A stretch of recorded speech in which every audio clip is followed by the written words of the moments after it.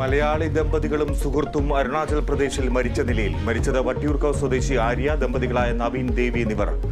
സന്തോഷത്തോടെ ജീവിച്ചു, ഇനി പോകുന്നുവെന്ന് ആത്മഹത്യക്കുറിപ്പ്. സിദ്ധാർത്ഥന്റെ മരണത്തിൽ സർക്കാർ രേഖകൾ കൈമാറിയത് സിബിഐ ഇടപെടലിന് ശേഷം. തിരുവനന്തപുരം സിബിഐ യൂണിറ്റിന്റെ കത്ത് മതിയായ രേഖകൾ കിട്ടിയില്ലെന്ന് കാണിച്ച് പ്രത്യേക സെൽ ഡിവൈഎസ്പി ഡൽഹിക്ക് പോയത് സിബിഐയുടെ കത്തിന് പിന്നാലെ. Kerala vision news exclusive.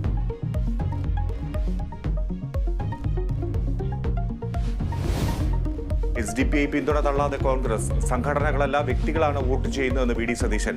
ആവശ്യപ്പെടാതെ കിട്ടിയ പിന്തുണയെന്ന് ചെന്നിത്തല കേരള വിഷനോട്.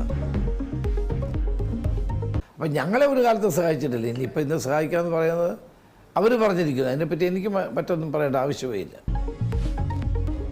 പൗരത്വ ഭേദഗതി ഉയർത്തുന്നത് കേരളത്തിലെ ആടുജീവിതം മറയ്ക്കാനെന്നും ചെന്നിത്തല.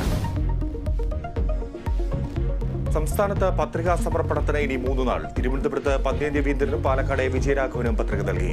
വയനാട്ടിൽ രാഹുൽ ഗാന്ധി, മാണി രാജയും നാളെ പത്രിക നൽകും. ഇളവരം കരീമിനെതിരെ പെരുമാറ്റച്ചട്ട ലംഘന പരാതിയുമായി UDF.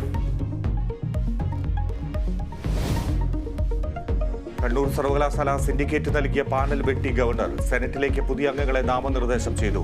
2 RSS പ്രവർത്തകരും DCC ജനറൽ സെക്രട്ടറിയും നോമിനികൾ. BJP കോൺഗ്രസ് ബന്ധം വ്യക്തമായെന്ന് CPM. കരുവന്നൂരിൽ CPM-നെ വിടാതെ ED. മുൻ MP PK ബിജുവിന് നോട്ടീസ്. വ്യാഴാഴ്ച കൊച്ചിയിൽ ഹാജരാകാൻ നിർദ്ദേശം. തട്ടിപ്പും പാർട്ടി അക്കൗണ്ടും തമ്മിൽ എന്താണ് ബന്ധമെന്ന് MM വർഗീസ്. തെരഞ്ഞെടുപ്പിൽ ആയുധമാക്കി കോൺഗ്രസും BJP-യും.